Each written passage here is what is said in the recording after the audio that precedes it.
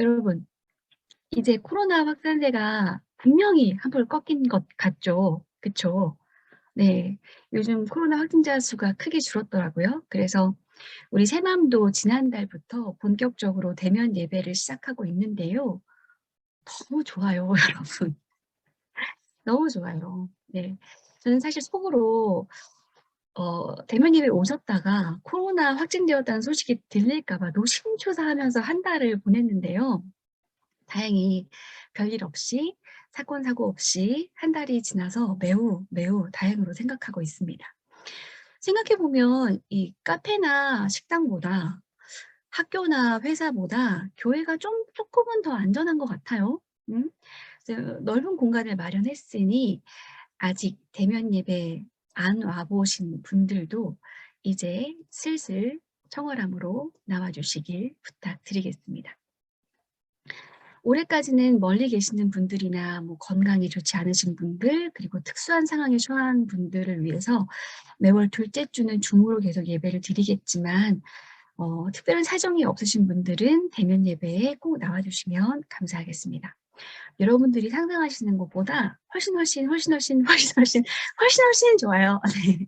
막 찬양할 때마다 무슨 국립 합창단이 와서 막 찬양하고 있는 것 같은 느낌이 들고, 그리고 한 분 한 분 그리웠던 교우들을 대할 때마다 무슨 이산 가족 상봉 현장을 보는 듯한 그런 느낌이 들어요. 되게 기쁜 자리입니다, 여러분. 지난주에도 얼마나 좋았대요. 지난주에는 이 난민을 위해 활동하는 시각예술가 제람님께서 설교를 해 주셨는데요. 정말 오랜만에 예배 후에 초청 설교자와 시간을 갖고 충분히 대화를 이어갈 수 있어서 정말 좋았습니다. 그런데 제람 씨와 대화를 나누면서 제람 씨가 새맘에 와서 설교를 하는 것이 본인에게 얼마나 큰 용기가 필요했던 일이었는지를 알게 되었어요. 그동안에 이 성소수자라는 정체성 때문에 출석하던 몇몇 교회로부터 배척당한 경험이 여전히 너무 생생해 가지고 새맘에도 그런 분들이 계실까 봐 이 자신의 존재를 너무 불편하게 생각하시는 분들을 앞에 놓고서 어떤 말을 해야 하는 그런 상황이 될까 봐 너무 걱정을 많이 했다는 거예요. 그래서 여기저기 다니면서 강의를 정말 많이 했지만 교회에서 불러주는 곳은 새맘이 처음이었다고 하더라고요. 제람 씨 얘기를 들으면서 '아 이 혐오와 차별을 직접 경험한 사람의 두려움은 정말 큰 것이구나.' 이런 생각이 들어서 되게 막 안쓰럽고 짠한 마음이 많이 들었어요.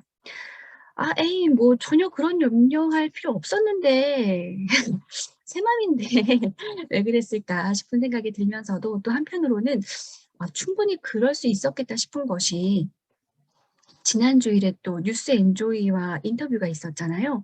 그때 첫 질문도 뭐였는지 아세요? 그때 첫 질문도 "제람 씨를 설교자로 세운 데 대해 반대하는 교인은 없었느냐?" 이런 질문이었어요. 저는 그때서야 '아 이게 그렇게 큰일인가?' 처음 생각해 본 것 같아요. '성소수자가 설교를 하면 안 되나?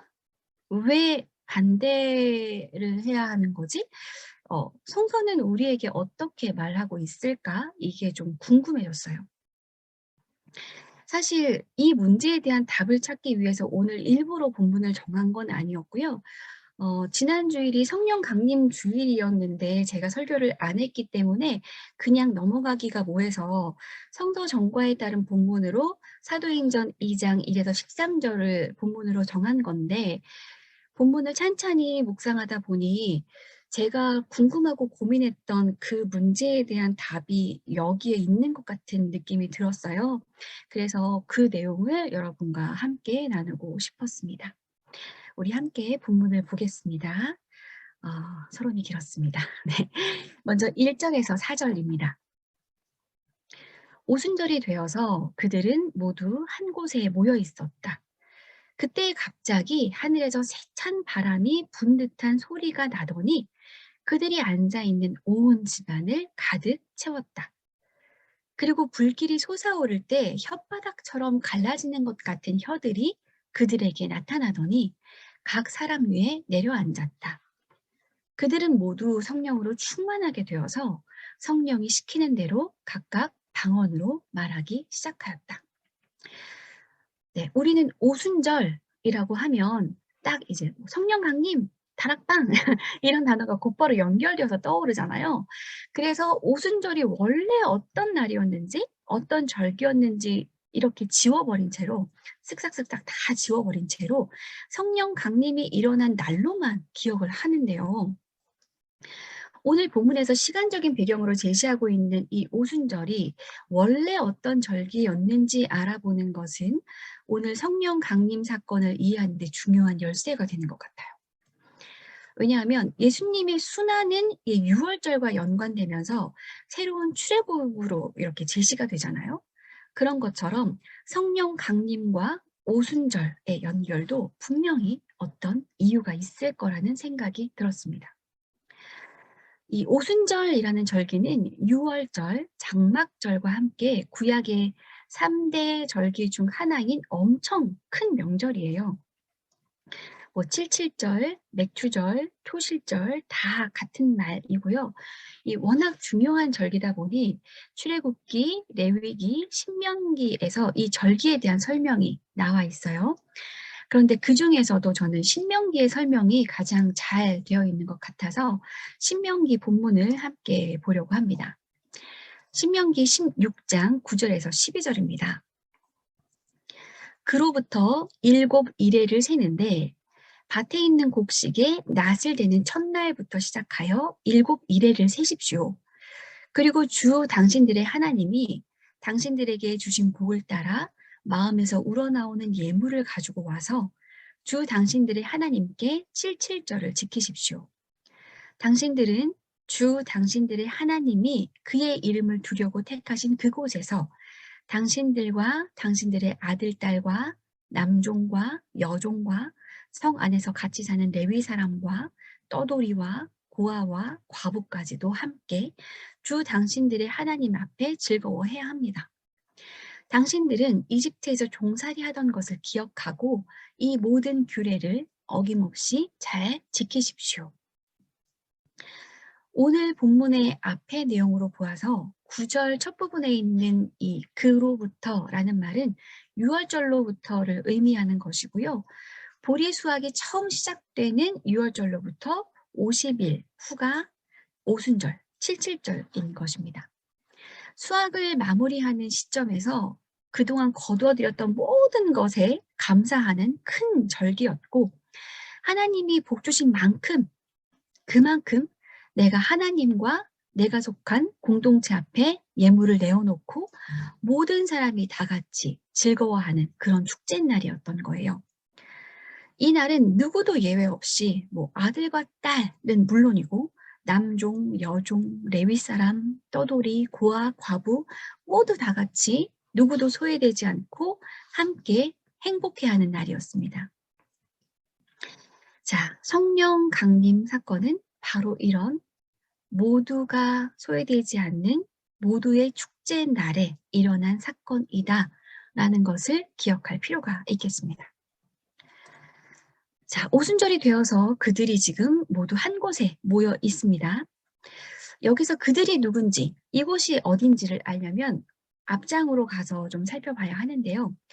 1장 13절, 14절에 예수의 제자들, 여자들, 예수의 어머니와 동생들이 함께 모여 있었다고 말하고 있고 15절에는 신도수가 지금 120명 정도가 되었다고 적고 있으니 2장 1절에서 말하는 그들은 아마 이 모든 사람을 말하는 걸 거예요.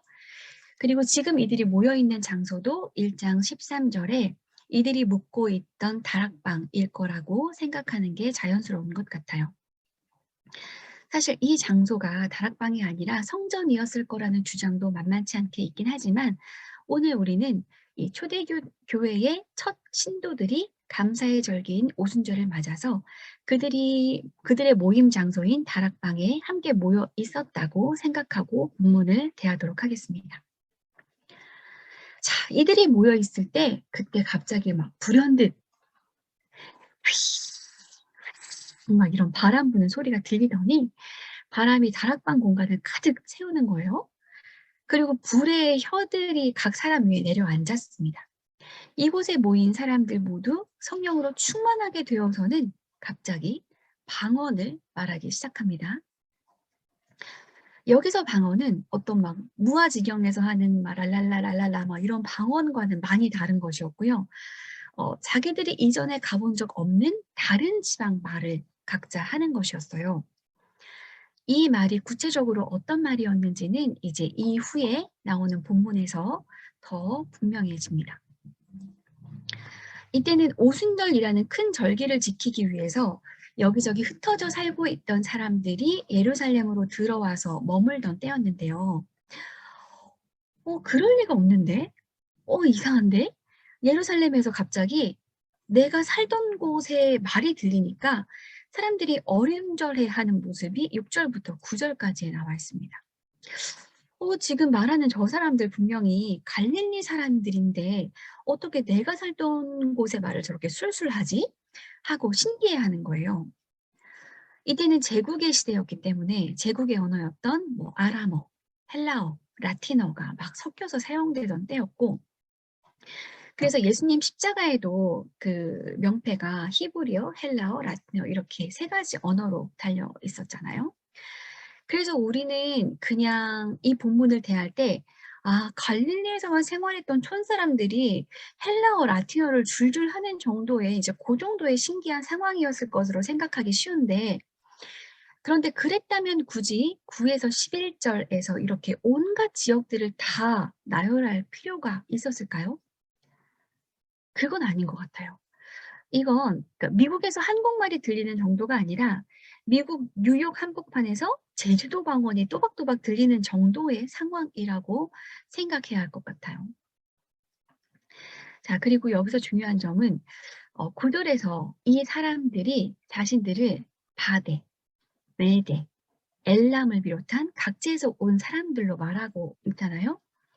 그러니까 여기 열거된 이 지역들은 나라가 그러니까 유다라는 나라가 망한 뒤에 여기저기 생겼던 유대인 공동체가 있던 지역이라는 점을 기억해야 합니다. 그러니까 이 사람들은 그냥 외국에서 온 외국인들이 아니라 외국에서 외국말을 사용하며 살면서도 나라를 잃고 흩어져야 했던 사람들, 야훼를 믿는 유대인의 신앙을 지키려고 애를 썼던 민족들, 그래서 오순절을 지키기 위해서 그 멀리로부터 예루살렘으로 들어온 사람들이다라는 것을 우리가 기억해야 합니다. 나라가 망하고 타지에서 수백 년 동안 이방인으로 살아온 디아스포라 유대인들은 아마도 굉장히 모호한 정체성을 가지고 사는 사람들이었을 거예요. 이 태어나면서부터 귀에 들리는 다른 나라 말을 모국어 삼아 살아가는 사람들이었고, 명절을 맞아 찾아온 고국에서 사용하는 말은 오히려 낯설게 들리는 그런 사람들이었겠죠. 예루살렘 본토인들에게 디아스포라 유대인은 이방인에 가깝게 비춰졌을 것입니다. 종교적인 이유로 예루살렘에 왔지만 그곳에서 어쩔 수 없이 이방인이 되어 있는 이 사람들은 낯선 곳에서 갑자기 익숙한 자신들의 이 언어가 들리니까 놀랍고 신기한 것을 넘어서 정말 반가웠을 거고, 유대인도 아니고 이방인도 아닌 자신들의 어정쩡한 이 존재가 인정받는 느낌이 들었을 것 같아요. 자신들이 태어난 곳에 친숙한 말로 선포되는 복음은 낯선 언어로 전해지는 복음과는 다른 엄청난 힘이 있었을 것입니다. 저는 이것이 단지 언어의 문제만을 뜻한다고 보지는 않습니다. 성령 강림 사건이 일어나던 그때에 각자 저마다 태어난 곳의 말로 전해지는 복음이 들려졌다는 것은 우리 모두가 가지고 태어난 나 그대로의 정체성을 인정받으면서 고유한 나에게 나의 언어로 전해지는 그 복음이 들려줘야 한다고 알려주시는 것 같습니다. 여자는 여자의 언어로, 장애인은 장애인의 언어로, 난민은 난민의 언어로, 성소수자는 성소수자의 언어로 각자 자신의 모습 그대로 인정받으면서 그들 자신의 언어로 들려지는 그 복음, 그것이 정말 중요한 일이고, 교회가 시작되던 그 자리에서 성령께서 임하셔서 가장 처음 하신 일은 복음에 그 누구도 제외될 수 없다라고 알려주시는 것 같습니다. 9에서 11절까지 이곳 저곳의 지역을 다 나열하고 있는 것은 성령 강림의 현장에서 그 누구도 소외시키지 말라는 것을 강조하고 있는 것 같습니다.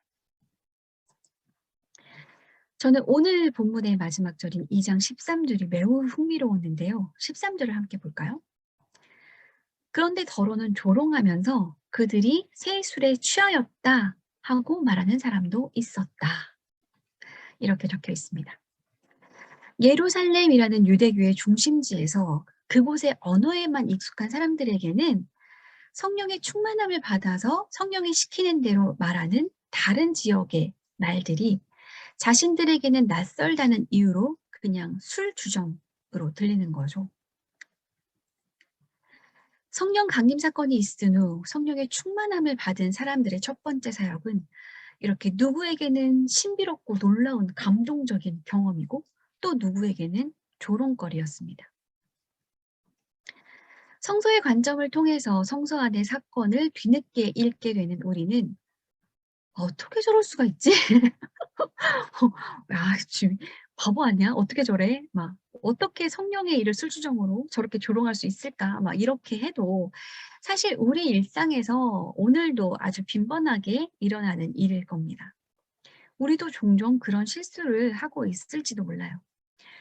우리가 성령의 일을 조롱하는 사람이 되지 않게 해달라고, 성령의 바람을 잘 느낄 수 있는 그런 사람이 되게 해달라고 항상 기도해야 할 것 같습니다. 저는 오늘 사도행전 2장 1절에서 13절의 말씀을 함께 나누면서 두 가지를 중요하게 말씀드렸습니다. 하나는 성령 강림 사건이 바로 오순절이라는 절기에 일어났다는 점을 강조했고요. 오순절은 남종이나 여종이나 레위 사람이나 떠돌이나 고아나 과부까지도 모든 사람들이 즐거워할 수 있는 그런 감사의 축제날이라고 말씀드렸습니다. 누구도 소외돼서는 안 되는 그런 즐거운 축제날에 성령 강림 사건이 일어났다는 것은 모든 사람이 기쁨과 즐거움을 누리길 바라시는 성령님의 의지이다. 이것이 상징적으로 오순절이라는 절기를 통해서 드러나고 있다라고 생각합니다. 성령이 임하시는 현장은 내가 즐거워야 하지만 나만큼 다른 사람도 즐거운 현장이어야 한다라는 것을 우리가 기억했으면 좋겠습니다. 즐거움의 현장에서 소외되는 이가 없도록 하는 것이 성령 충만함을 받은 이들의 마땅히 해야 할 바입니다.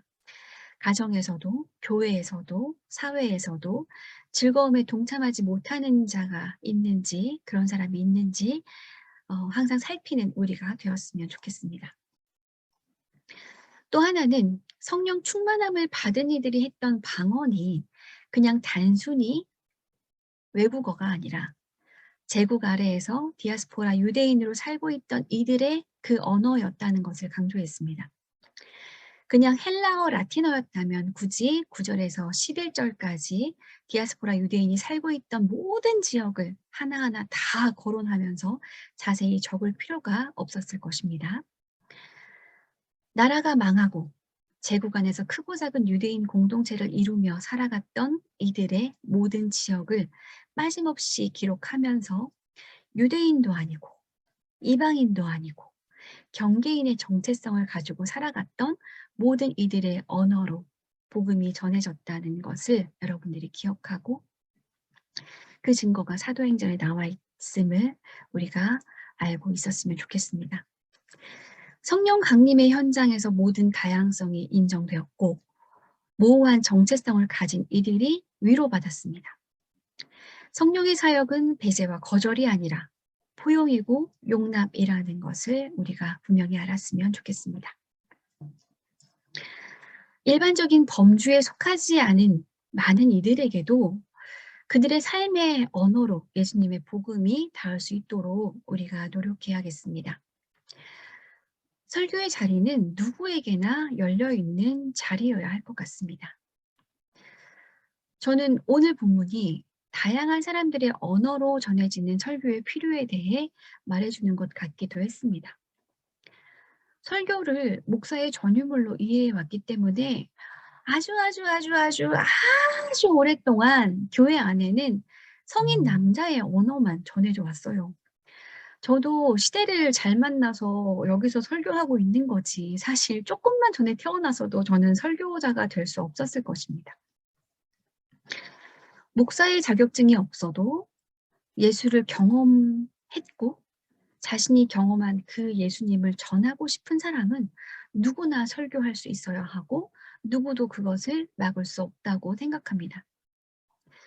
저는 정말 제람 씨 같은 분이 교회에서 설교하면서 난민된 사람들의 처지에 대해서 그 삶의 언어로 많이 알려주었으면 좋겠습니다. 지난주 설교 본문은 마태복음 22장 39절 내 이웃을 내 몸과 같이 사랑하여라 라는 정말 짧은 단 한 구절의 그런 구절이었는데 저에게는 그게 정말 큰 울림으로 다가왔어요. 사실 제람 씨가 주회를 한 번도 하지 않았거든요. 그런데 그 해당 본문이 이 짧은 한 구절이라는 것이 계속 내내 머릿속에 맴돌았고 이 사랑이라는 두 글자에서 어마어마한 절규, 비명, 막 울음소리 이런 것들이 계속 내내 들렸어요.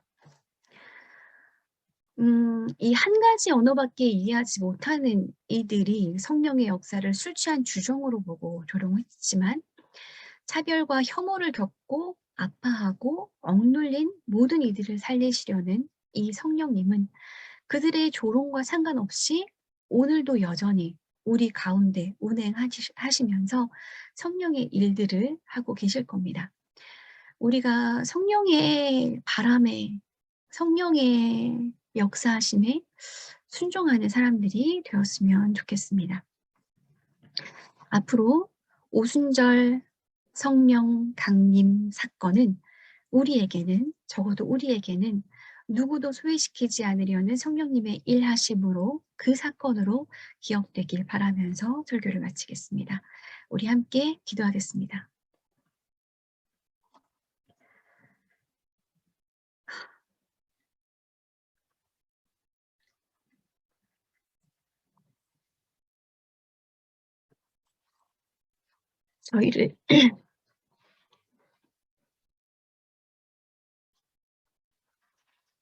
저희를 위해 십자가에 달려 돌아가시고 죽은 자 가운데서 다시 살아나셨다가 하늘에 오르신 주님, 저희에게 성령님을 보내주셔서 정말 감사합니다. 그 누구도 소외되지 않고 모두가 기쁨과 즐거움의 잔치에 참여하기 원하시는 그 성령님의 마음을 저희가 알고 나 자신의 즐거움보다 모두가 함께 즐거운 세상을 만들어가기 위해 애쓰게 하여 주십시오. 사람을 살리는 복음이 모든 이들의 삶의 언어로 전해지면 좋겠습니다. 교회들마다 다양한 삶의 언어로 선포되는 복음이 들려지길 원합니다.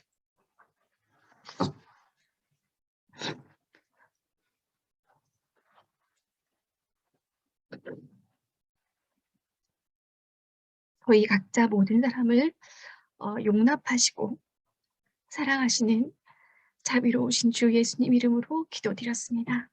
아멘.